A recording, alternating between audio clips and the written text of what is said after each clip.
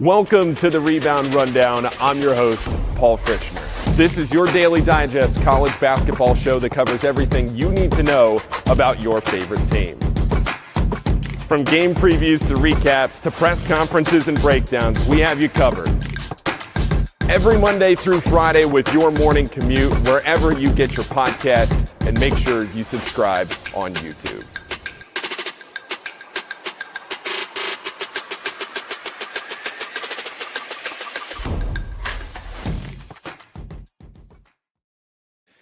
Welcome into the Rebound Rundown, everybody. Paul Fritchner here, and I'll be joined by Roddie Anderson in just a moment. Want to make sure I tell you all to subscribe to the show right down there in the bottom. Make sure you subscribe to the show. You leave a comment, you like, rate, review, all of that good stuff. We had some fantastic feedback from last night's show where we talked about some of the new commitments to Xavier, the transfer guys. You can go back and rewatch that show if you'd like. We had a couple of radio voices from the teams that covered those players this season, and then one other media star from South Florida to bring in to talk about Trey Carroll as well. So you can go back and rewatch all of that if you'd like to.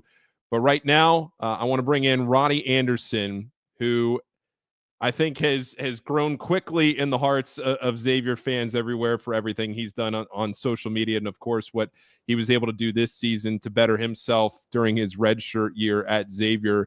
Roddie committed to Xavier last year under Sean Miller, played at Boise State, took the year, bettered yourself, got in the gym. Roddie, it's great to see you on here. It's great to have you back at Xavier, and I want to welcome you onto the Rebound Rundown. Thanks for taking a few minutes tonight. No, I appreciate you having me. I'm excited. So, Roddie, let me start off by asking you this, because it's obviously a very busy couple of weeks for you. You have the decision of do you want to return to Xavier? Do you want to go somewhere else? You spent your off season here. You spent your season here. And now you have to decide, do I want to play for a new coach? Do I want to stay in this system? And it's a coach that you're familiar with, and we'll talk about that more later in the show. But talk us through what these last couple of weeks have been like for you, Roddie, and why you're so excited to be back here at Xavier for next season. Yeah, I just think that my whole plan just changed overnight. I had no idea about Coach Miller leaving, or I didn't even know that was a plan at all. But everything works out. God has a plan for everybody. It might not seem right to you at the moment, but His plan is bigger than you. So I'm excited to be here. I love the talks I've had with Pitino. I love how they said not only did they want me, but I love how they emphasize that they think they need me. And I'm excited to get here, excited to work. Even though Coach Miller left, I would still redshirt here over again, because I just think it turned me into a whole new basketball player. And I'm just ready to get to work now. It's really interesting, Roddie, when you think about players in this day and age and the transfer portal and how immediate you can go to a new school and you can play and you get that instant gratification of a new system, right? But you decided after starting on an NCAA tournament team to take a redshirt year at a different school and play your way out in your career with 2 years left in a different conference across the country. And you have an opportunity now to play in the Big East. Why was it so important for you to redshirt this season? I just think that my freshman year was almost like a senior year of high school type of thing. I wasn't really developing. I was just playing basketball, you know what I'm saying? Mainly just going off of my God-given talent, my athleticism, not really knowing how to be a true point guard, play the right way, you know what I'm saying? So I think that was perfect for me to go to Boise State to learn how to play a different type of basketball, to be able to play the actual game of basketball, learning different areas like when to push, how to cut, how to run a team. But I just think that I play a different style than Boise, so it just wasn't a real good match. But no, I'm glad to be here. I think Coach Pitino has a great offense set up that fits me perfectly, and a defense that fits me perfectly as well. You talk about the offense here under Coach Pitino, and that's where I want to get to, where you were talking before you came on the air. You're 2-1 against Richard Pitino in your career. Yeah. You got a couple of wins under your belt. Obviously, he was the coach at New Mexico. You played at Boise State. What did you know about Coach Pitino while you were at Boise State, and what are some of the things you picked up there while you were wearing a different jersey? I am 2-1, but he did get me when it mattered in the Mountain West tournament. So he does got that on me. But I just think the biggest thing I saw as a coach from him is that he just lets his guards go. He loves to push. He loves to play fast. He loves to be aggressive on defense, which is everything that I love to do about basketball. I love to pick up full. Right now I'm working on my conditioning, so I'm able to pick up full every possession I'm in, and just push the tempo. Really, I've honed in on my shot. I feel like that's the biggest jump I've made this redshirt year, being able to have a consistent jump shot. So I think with the jump shot, being able to push the ball, being able to play defense, I think me and Coach Pitino's style of coaching will work well.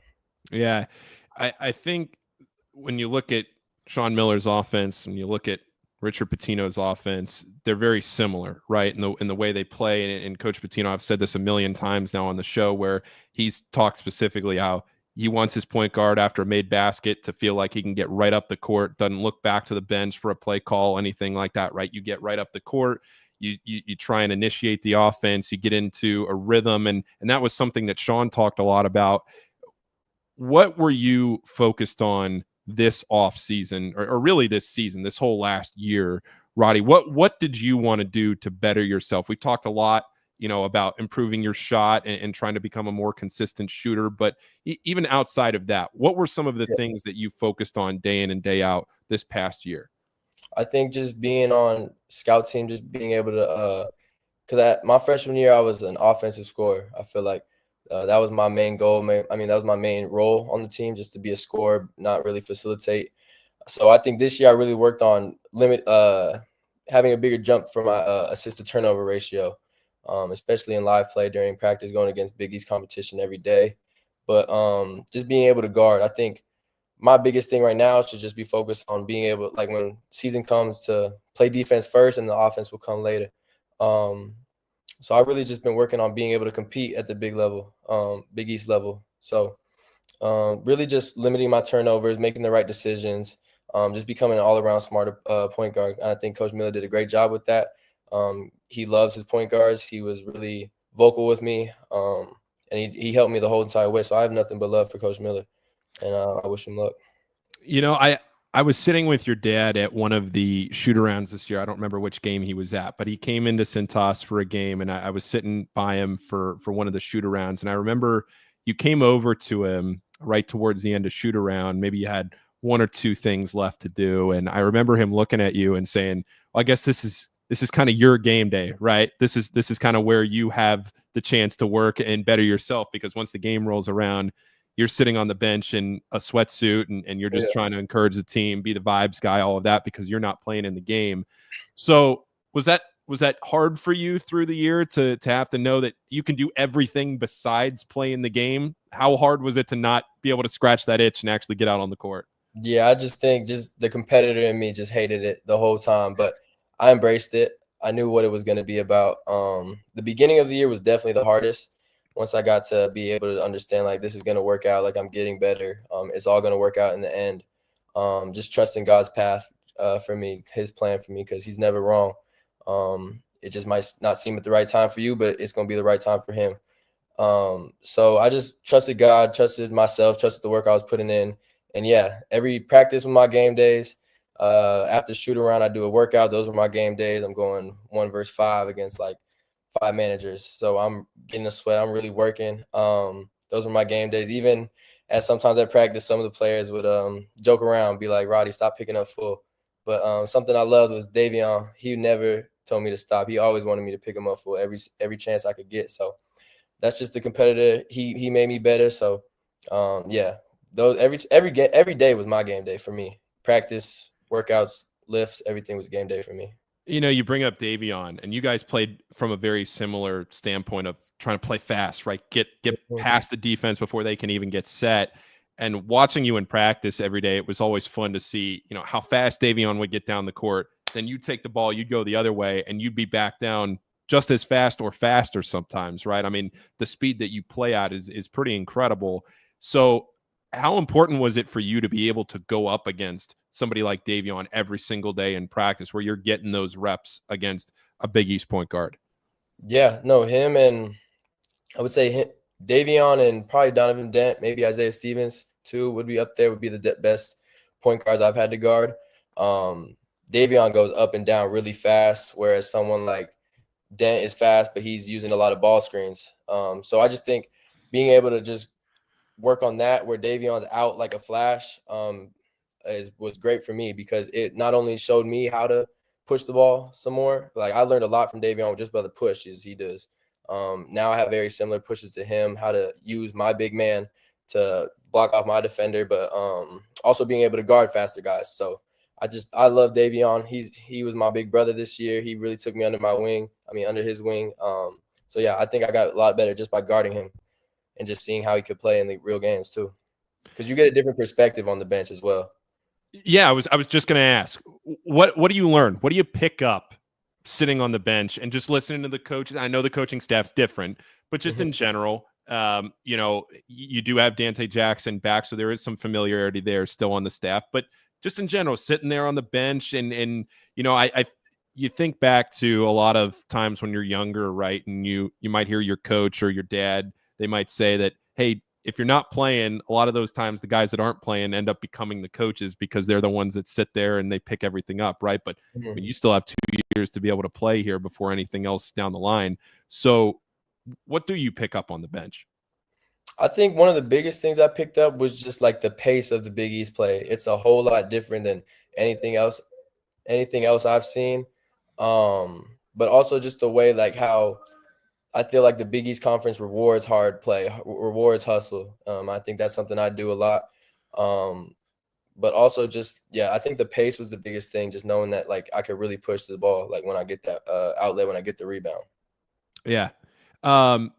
Thinking back to this year in the Big East, let me ask you a couple off the court questions. Give me, because you traveled with the team, I guess for people that don't know, you traveled with the team. You were there for, you know, for every game. You went on the road trips. You did everything besides actually play in the game. So what were some of your favorite road trips in the Big East? What were some of your favorite environments? What are you looking forward to next year? I'm really looking forward to obviously Madison Square Garden. I really want to play at UC in 2 years. That's one of my big ones. What else? I also love Marquette. I think Marquette really packed it, and UConn. So I'm looking forward to every game, honestly. Every game going to be the same to me. I'm go hard every single game. So every game going to be the same for real. What were some of the things that stood out to you this year? You talk about the Big East, right? You talk about the level of play in the Big East. And I don't mean for this to put you on the spot to talk poorly about the Mountain West, but can you compare the Mountain West and the Big East and maybe the moment that sticks out to you that you thought to yourself, okay, this is Big East basketball. This is what it means to play in the Big East. This is what I need to bring to the table next year. Yeah, I just think from top to bottom, every team can win any game. I think you have a little bit of breaks sometimes, like 2-3 games, a little bit in the Mountain West where you're like, okay, the focus level doesn't have to be at 100, and you can still win. But at the Big East, every team top to bottom, I think, can win every single game. I mean, any game that they play. So I just think the level of competition has really jumped, but also just how physical it is. They're not calling them ticky-tack fouls. They're gonna let you play, and you gotta be a man in this league. I think that's the biggest thing. All right, let's talk about Xavier and your experience this year off the court. How did you like? You clearly endeared yourself to the fans here in the last few weeks, you know, on social media and everything else. So talk to me about, you know, the Xavier community and kind of rallying behind you here in the last few weeks and what it's meant to have that support, and especially being the only player, the only scholarship player that'll be back next year in a Xavier uniform. You know, you change your profile picture to Mark Wahlberg. You do all that, and it's been a lot of fun to watch. You know, kind of leaning into all of that, Roddy. But, you know, what's it been like for you to see all the support for somebody that hasn't played a minute yet in a Xavier jersey? Man, that's the biggest thing. I think I've been at 3 schools now. I've seen how other fan bases work too, and there's not a better group of fans than Xavier. They're ride or die. They love basketball. They understand basketball. I think that's the biggest thing. Like, they understand basketball. They know how it works. Like, some of the other schools, they fans have never touched the ball in their life. You know what I'm saying? But I just love their energy, and I think I bring so much energy. I love to just, you know, mess around. I love to troll. I love to just, you know what I'm saying? I think I that's know what you're saying. We've seen it. I know what you're saying. So I'm just trying to be myself, and I think that with the love that Xavier shows me, that they accepted me for me, I just love it here. So they got the best fans base in the country. What can people expect from Roddie Anderson? I've been fortunate enough to see it every day, and I know how much fun you have in practice, being on the court with the guys. But what, for people that haven't seen you, what can people expect from like an energy perspective? Yeah, What kind of player are you? From the moment the ball tipped to the final buzzer, like the energy gonna be there. I feel like one of my best attributes is just being a hustle guy, being one of the dudes that could just do the dirty work, dive on the floor. I'm picking up full every possession I'm in the game. You could believe that. Like, I'm working on my conditioning so I could do so. And I just think the energy is gonna be there. I promise you. Like, tip ball, I'm screaming. Steal, I'm screaming. A dunk, I'm screaming. Everything, I'm screaming. I love just to yell. Especially on road games, especially home games. I love to get the fans involved. This is going to be a lot of energy. I just think that's just who I am. That's how I always played basketball. And if I couldn't do that, that's why I love the game of basketball, just so I could do that. I love to play hard. So you're Roddie Anderson III. Your dad was a pretty good player, right? And he played at Utah State, right? Yeah. Yeah. So he had a great career at Utah State. What did you learn from your dad, and how important has he been to you in your basketball career? My dad has been huge. Like, that's my mentor. That's my role model in life. But my mama would say I got my athleticism from her. So I got to give a shout out to my mama. Played professional softball, played softball in college. So I'm going to say I get my athleticism from her. But my dad taught me how to play basketball. And I just think my dad instilled those old school ways in me, to respect the coaches. Like, the coach is always right. Never talk back. Always do the extra work even when no one's looking. Like, those were the biggest things. Like, he didn't let me get away with anything. Like, if I make a mistake, if I'm doing something out of character, doing something poorly, like, he's gonna let me know, and he's gonna let me get right. So I just think that respect level. He taught me how to respect people. He taught me how to respect my coaches, and I think that plays a big part in how I play. So, Roddie, I will say you were at the Xavier baseball game tonight playing Cincinnati. The game just went final. Xavier scored a couple runs, 3 runs in the top of the 9th inning. They won it 7-6. Did you win? They won it 7-6. Oh, let's go. Hey, good. So there you go. Hey, we need more fans at that game, yo. There wasn't enough. Like, we need to show love to the other sports too. Like, come on, let's do it. It's not that hard. We can show up. Take 2 hours out your day, come to another game. It's fun. I had a great time. You go. I see you. It's baseball, soccer. I see you all over the place. Yeah, got to show love. Got to show love. They show love to us. They help us. They bring energy to our game. So I think y'all should just take a few hours out your day to go to some of their games: baseball, soccer, volleyball, everything. Well, some important baseball games here coming up in the next couple of weeks at home. Sure. So yeah, we'll see you there on those. But Roddie, just a few more questions here to finish up. Again, I'll go off the court here. You've had a year now in Cincinnati. What are some of your favorite things around the city? Ugh. All I do is hoop, man. Like, that's fair. I don't know. I don't really know like what else there is to do. I mean, there's probably stuff to do. I'm lazy. Like, I just want to hoop. I want to come home. Like, that's really fair. it. Some food spots I like. I like Jeff Ruby's. I like Hooks Fish and Chip. I mean, Hooks Fish and something. But that's about it, man. I just hoop, come home, go do it again. I think people respect that. If y'all know something to do out here, let me know. I'm down to try anything. Well, I'm looking in the comments here. If people have suggestions, you can leave it in the comments over here on the side of the screen, and we'll take a look at it. I'm looking at some questions. I'll put this one up from Carrie. Carrie asked, how important is it to have Coach Jackson back? Dante Jackson retained on staff, somebody you were able to get to know very well this year, Roddie. How important is it to have him back? I think it was huge. Just being able to have somebody here who's known the work I put in the whole year, to know the improvements I made this year was huge. We have a great relationship. I love that he's defensive mindset first, because I am too. So I just think Coach Jack is a great coach, and he's gonna do what he always does, get us right. You were there the day that Coach Pitino came to see Cintas for the first time. He was there with his family, came on a tour, and he came into the gym. You were about to start working out, and he came into the gym, and you guys had a quick conversation. I'm not going to ask you what you guys talked about, but just sorry. When Coach Pitino came Okay, got to you. the first couple weeks ago when he came over for the first time with his family, you were there. You were just about to work out, and I'm just sitting there watching it, and I'm thinking to myself, Coach Pitino has to come in here and build a roster, right? And you have one player right now on this roster, and Roddie Anderson. You got to build it from scratch. From your perspective, getting to know a whole new team where you had to do that last year, and now you basically have to do it again this year, and getting to know all these new transfers and the portal guys and everything else. Does it come quickly? Is it easy because it's just basketball and you guys get to know each other pretty quickly over the summer? Do you feel like sometimes it takes a little bit to mesh?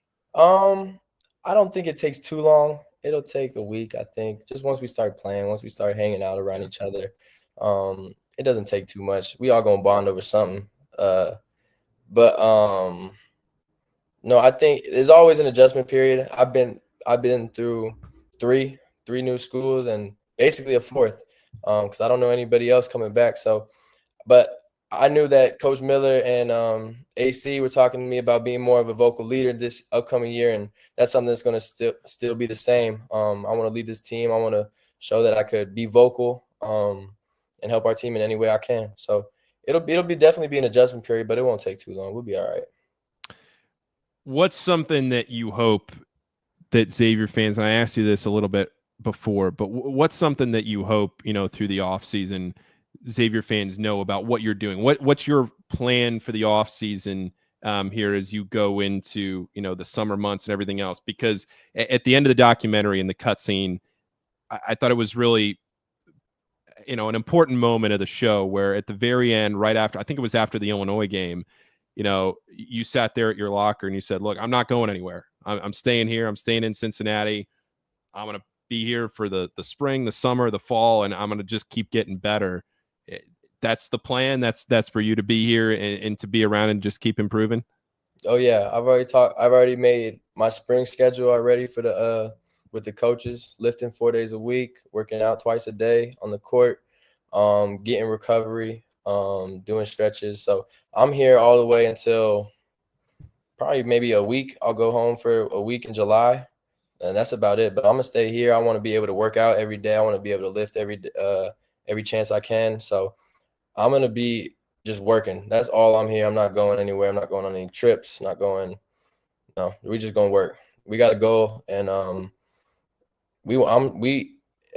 something that Coach Pitino said that I loved was he wants to win the Big East right away. He doesn't want an adjustment period, an adjustment year. Like we're coming to compete, and we're coming to win games. So I'm here to work, and nothing's gonna change about that. All right, one question here.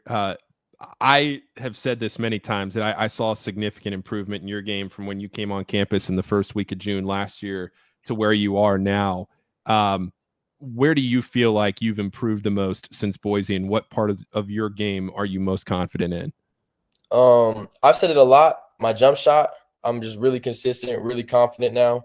But other than that, like that's the one I'll say every time, just my jump shot, just because it's been such a big improvement. But I think just being able to run a team, like at practices when we go 5-on-5, it'd be the starters, most of the starters, and I'll be the point guard on the other team. So I just think being able to limit my turnovers, being able to run a team, being able to be a true point guard, push the ball. I've always been fast, but I think Coach Miller and the rest of the coaching staff here showed me how to push. Like you could be fast and not know how to push the ball, not know how to play in transition. So I think that's something that they really did a great job on me with. But also, I know that Coach Pitino is going to help me get even better with that. Roddie, I appreciate you taking some time tonight. Is there anything else here before I let you go? Is there anything else that you feel like you want Xavier fans to know, or you have a message for anybody? Anything that you feel like you haven't said before I let you go? Oh, my computer's about to die. My bad. You're good. It's good timing. But no, I'm just going to be a competitor. I'm always a competitor. We're coming to win some games. That's about it. Like I'm hungrier than ever. This this redshirt year has really shown me how much I love the game of basketball, how much I need this thing in my life. So I just think that now it more than ever, it really just clicked that I could really play here. I could compete at this level. I was doing it all year at practice, every time we play. And yeah, no, we're just gonna compete and we're gonna work, and that's it. We're gonna trust God. That's a loyal guy right there, right, Roddy? It's the soil. Roddie Anderson, I appreciate you taking a few minutes tonight, and looking forward to watching you next season. No, I appreciate it, man. Xavier Nation, I love y'all. We gonna win some games. We gonna get to work. I promise y'all. All right, Roddy. Talk soon. Yes, sir. I appreciate you having me. Thanks. That was Roddie Anderson. I will take questions now if you want to put them over here in the YouTube chat. I'll take some questions here to round out the show. If there aren't any questions, I know we went for almost an hour and a half last night. So if there aren't any questions, I'll just wrap up the show here in a few minutes, but I'll wait for a minute just to see if anybody has anything that maybe I didn't get to last night. Just to talk about, that interview with Roddie. I thought the way that, Roddie practiced this offseason, throughout the season to be able to get to this point to show what kind of a player he is, what he's going to bring to the table in the Big East next season. I think there's a reason why, he's so excited to stay here, why he's so excited to be part of this Xavier team, and what he's going to do to, again, compete in the Big East next week. Refining the Blueprint asks about my yard. Yes, I did acquire I got a lawnmower. I got a blower. I got a edger. I need a rake. I need some more topsoil for the bare spots. I don't think it's great in the spring to plant in Cincinnati, to plant new grass. At least that's what I've been told. But I'm really new to the lawn Twitter game. So if anybody has any suggestions there, I'm all ears. Let's see here. Sorry for the double question, but what do you think of the role of Phillip and Jovan and Pop if we say add 4 more guys? I do want to clarify something on the additions last night. I went back and I listened to myself on the show, and I do want to make sure that I say this. I was more talking from a open spot on the roster perspective, and the way that I expressed it meant that I felt like Xavier was going to add 4 more players. I do not expect them to add 4 more players. Rick talked about it on the message board today. I spent the morning, I went back and I re-listened to the show from last night, and I started to do the math on the roster breakdown with the available spots and everything else. I would probably say that the number of players still to add to the roster is somewhere in the maybe 1 or 2 range. I wouldn't really go more beyond that. You still do have the 3 walk-ons plus the guys that you've already added. So I just want to make sure that, I clarify that because I saw that was a major topic of discussion today. And it's a fair point for how much time we talked about it last night. Let's see here. Any other questions that people have? Going all the way down the list. I have not cut the grass since the first time I did it last week. I'm letting it grow out a little bit longer. Any other questions here that I'm not seeing? Again, Xavier baseball won tonight, 7-6. So that is a good win for Xavier baseball over Cincinnati. All right. If that's it, if there are no other questions, then I'll wrap up the show. Make sure that you subscribe to the channel down below. Subscribe to the channel. If you're rewatching this later, if you could leave a comment, make sure you like the video, all of that. Trying to get the subscriptions up. 500's the goal here shortly. And then, if we can get to 1,000, those are some of the benchmarks that YouTube sets. So if we get to 500, that'd be great if we can get to that in the next couple of weeks, depending on how much content I'm able to put out here in the next few weeks. I'm hoping to do more of these, especially once the roster is completely done. If Xavier adds any more players here in the near future, I'll try to do the same thing that I did last night, get some guys on that have covered player or players, whoever gets added, try to do this type of show again. But make sure you like the video. Come back if there are live videos to do. Make sure you come back to watch. But I appreciate all of you watching, listening. If you're joining this late, this will be available in the Rebound Rundown podcast audio feed. So you can I'm seeing a lot of the same questions here. And I'm seeing, how about Xavier Muskie's baseball team beat UC 7-6 in a rematch? Yeah, Xavier will play Cincinnati next week at home on April 22nd. Next Tuesday, a week from today, we'll be at Xavier. Do this with every player. I am going to try to have more players on, but also I'll probably have more players on throughout the offseason. I'll try to spread that out. We have a lot of time here in the offseason to cover this team, to get to know the players and tell their stories. So I would expect something in some form from most of these guys before opening night, but I don't know if I'm going to rush through getting every player on. Plus, the players aren't even around and on campus until probably the first week of June. That's usually the schedule. All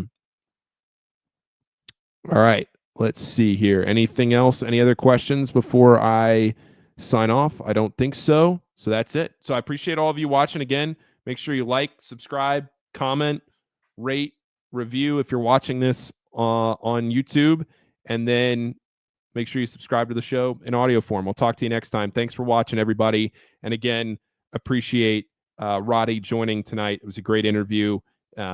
So thanks to Roddie for taking a few minutes tonight to talk about his experience. Talk to you soon, everybody.